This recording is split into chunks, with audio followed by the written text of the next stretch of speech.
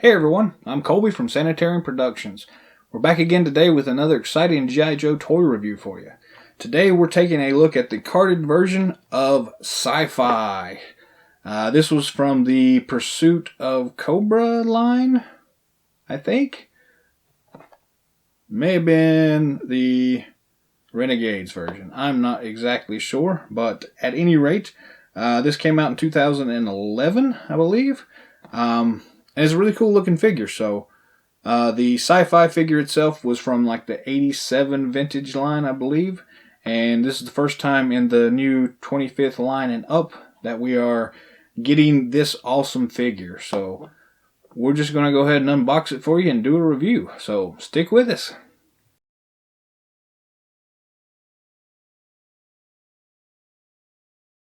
Sci-Fi. So this character came out in 1987, I believe. And he was one of the oddball characters that never really fit in too well with his crazy neon green costume. So this is from the Renegades release. It doesn't say Renegades on this particular carded version, but it is the Renegades release. Flip it over to the back, you can see the rest of the characters in this particular line. Again, it doesn't say anywhere on it from the Renegades, but it's the same characters from that set. So 30th anniversary, I guess, is another way of looking at it. But anyways, you've got, rather than the cartoon version of the character on the side, you've got the more realistic painting of him, which looks really nice. File card down at the bottom. And back to the front, you got the larger version of the painted image of Sci-Fi. And it's really cool looking. I do like the more realistic version rather than the animated kind of feel. But let's go ahead and open this thing up.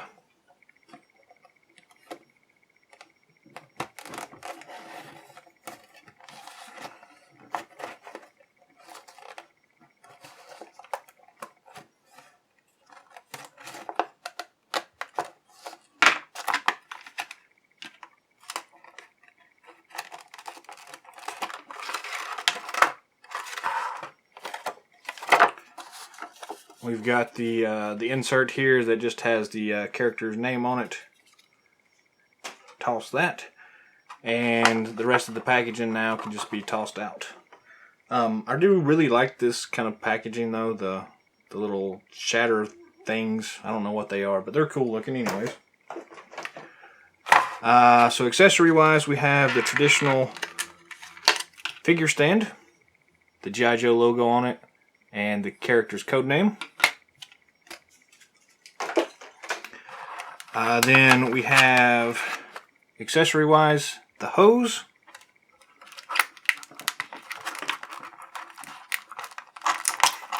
You've got this backpack here, if I can get it out. It's in there pretty good, but backpack. You've got a second head here. Second helmet, I should say. That's got the full face mask. Then we've got the figure himself.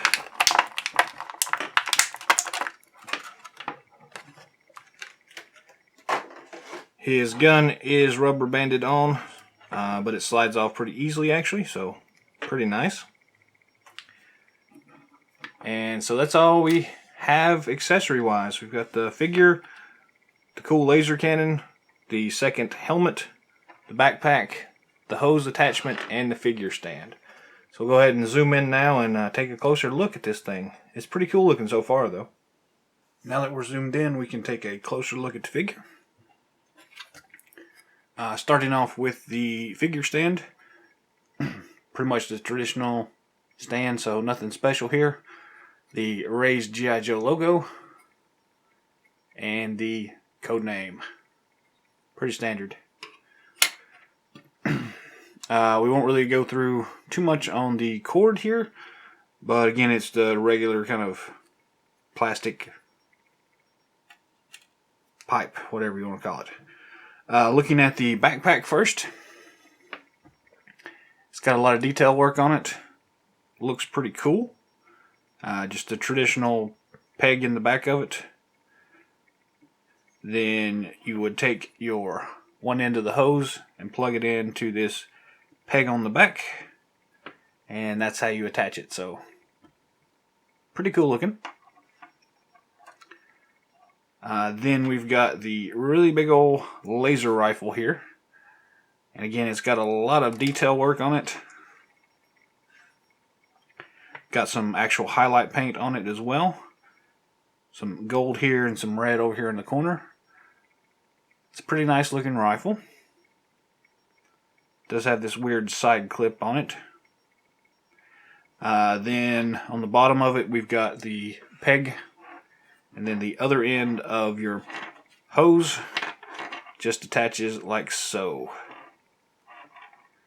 And then you've got your laser attached to your backpack for power and whatever else it does. As far as how it fits in his hand, it's got a pretty decent grip on it. And it fits in his hand pretty easily.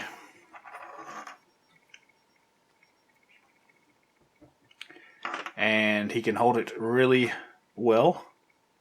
So no problems right there. We've had some of these figures in the past where it's been a little bit wonky, but this particular one, no problems whatsoever. Then the actual backpack just pegs into his peg hole in the back, like so.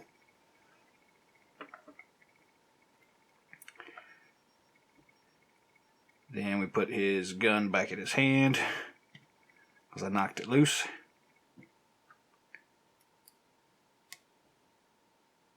And voila. He's all armed and ready for combat. So yeah, overall it's a really nice gun. Really cool backpack. So go ahead and pop that off for the time being.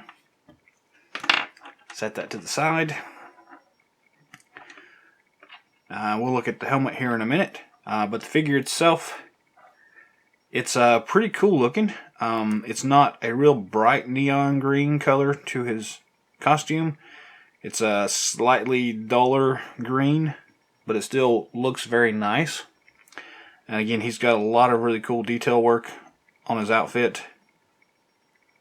He's got these cool little wires coming off these, I guess, battery packs or something going down to his boots, which is pretty cool looking.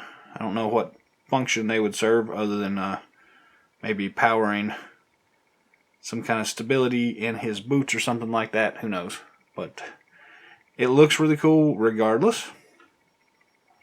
Down the back, again, not a lot of detail, but enough in his costume and his web gear. Just kind of stands out and makes it look really cool looking. So his helmet is removable, so go ahead and pop that off here. And he's got a pretty nice head sculpt. Does look a little weird with that weird, I don't know what that is, but that hood thing that he's wearing. But it works. Does make him kind of look like a punk rocker with the stripe going down the side, but still pretty cool looking. Articulation wise, the head does rotate 360 degrees, and it doesn't move up and down very much. So you'll just have to take that in consideration. Shoulder joint is traditional ball and rocker. Elbow joint, ball and rocker as well. And then he's got the just the twist at the wrist. Doesn't look like it articulates. Actually, it does. It also articulates left and right as well, so that's pretty nice. His other arm does the same thing.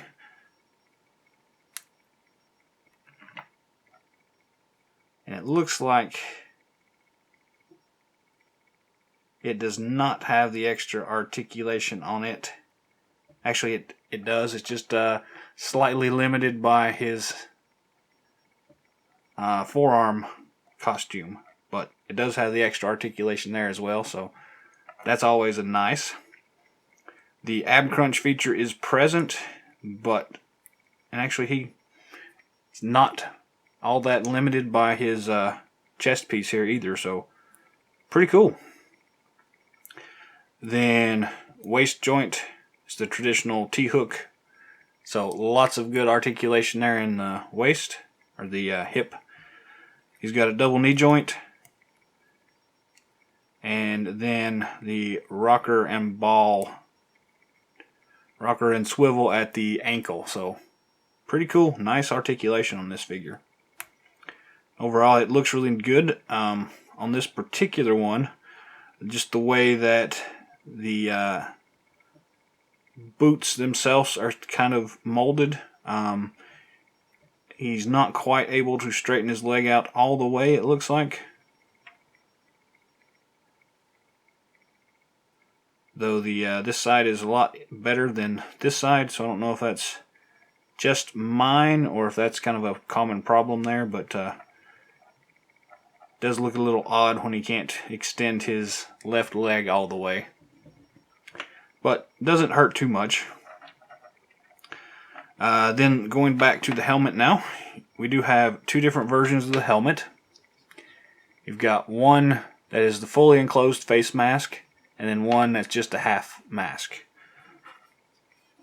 Slides on really well.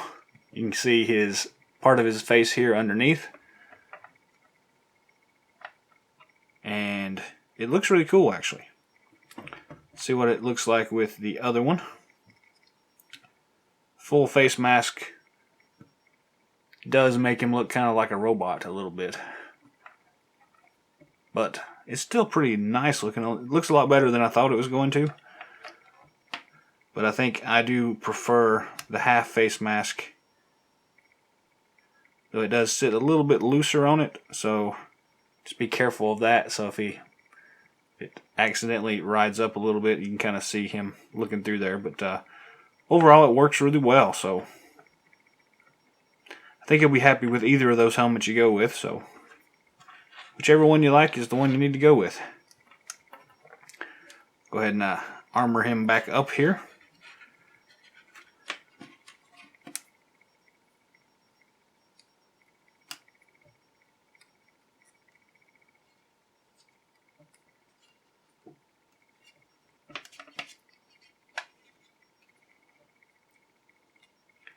His elbow does turn quite easily, so at least on mine he's moving around a little bit.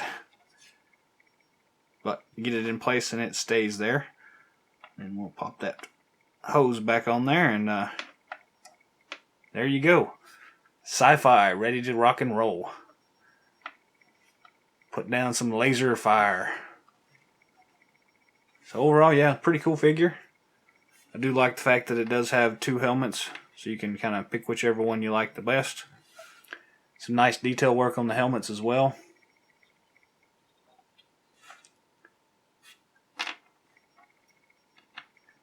So yeah, pretty nice looking.